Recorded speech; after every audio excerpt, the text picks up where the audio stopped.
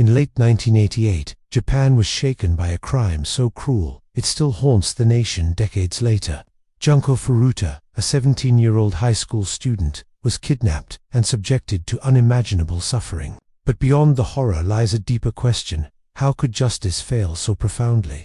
This is not just the story of a victim, it is the story of a system that chose silence over accountability. Junko Furuta was born on January 18, 1971, in Masato, Saitama Prefecture. She was known as a cheerful, diligent student at Yashio Manami High School.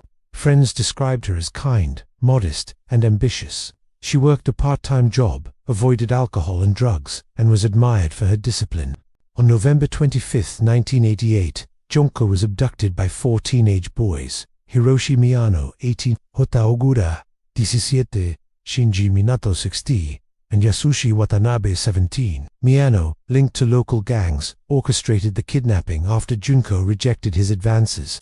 She was taken to Minato's house in Adachi, Tokyo, where she was held captive for 44 days. During this time, she endured starvation, repeated assaults, and psychological torment. Neighbors suspected something was wrong: strange noises, signs of distress, but fear of gang retaliation and cultural reluctance to interfere kept them silent.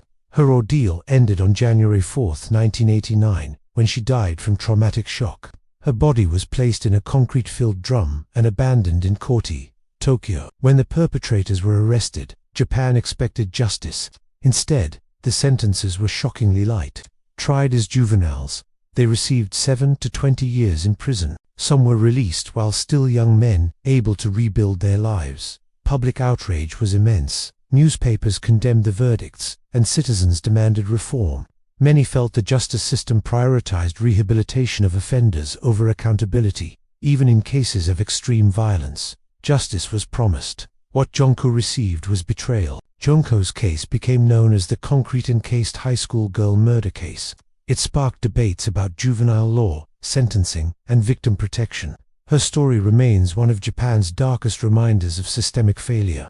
Globally, her case resonates as a warning: when laws shield perpetrators instead of victims, injustice thrives. Junko's name is now a symbol of advocacy against violence, silence, and legal loopholes.